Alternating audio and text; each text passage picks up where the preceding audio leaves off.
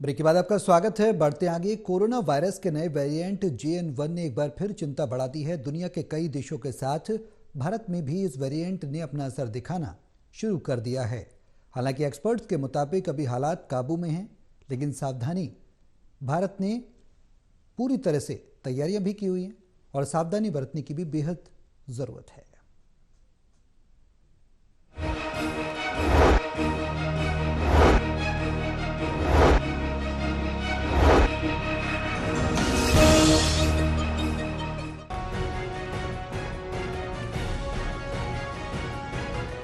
Corona के नए variant ने एक बार फिर से लोगों के मन में डर पैदा कर दिया है। दुनिया के साथ साथ भारत में भी कोरोना का नए वेरिएंट असर दिखा रहा है।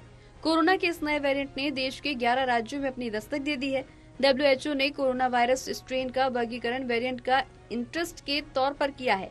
जानकारों की माने तो अभी राहत की बात यह है कि ये वायरस बेहद गंभीर बीमारी के कोई संकेत नहीं दे रहा। सामने आ रहे मामलों को देखते हुए डॉक्टर्स का कहना है कि इस वायरस को लेकर फिलहाल घबराहट या दहशत फैलाने जैसे हालात नहीं हैं।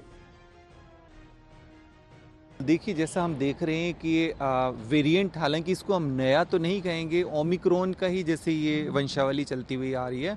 और अभी JN.1 जिसकी वजह से US के अंदर और उसके बाद सिंगापुर के अंदर काफ़ी ज़्यादा केसेस बढ़े हैं। भारत में भी जैसे अब इसका सर्कुलेशन होना शुरू हो गया है और फिलहाल अभी ये कुछ राज्यों के अंदर इसके नंबर्स ज़्यादा है, जैसे केरल, गोवा, महाराष्ट्र वगैरह। पर अभी फ़िलहाल दिल्ली NCR के अंदर भी इसके केसेस देखने लग गए हैं। पर अभी जो फिलहाल का ट्रेंड देखें तो इसमें ये देखा जा रहा है कि ये कंटेजियस है, मतलब थोड़ा फैल रहा ज़्यादा है जैसे बाकी देशों के अंदर भी।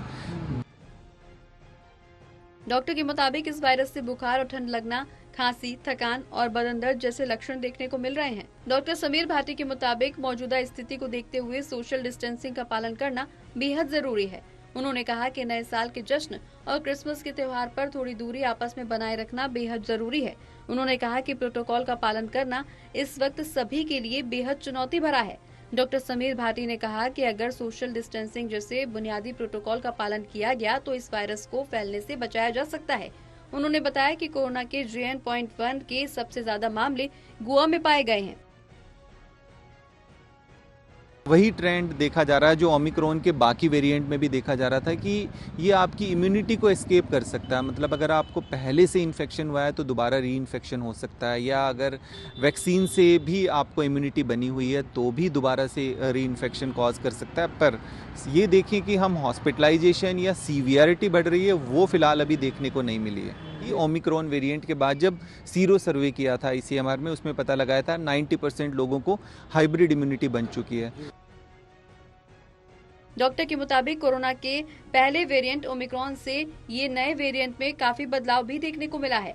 गौरतलब है कि भारत में पिछले एक सप्ताह के अंदर कोरोना के नए मामलों में बढ़ोतरी हो रही है। सरकार भी कोरोना के इस नए वेरिएंट को लेकर काफी सावधानी बरत रही है।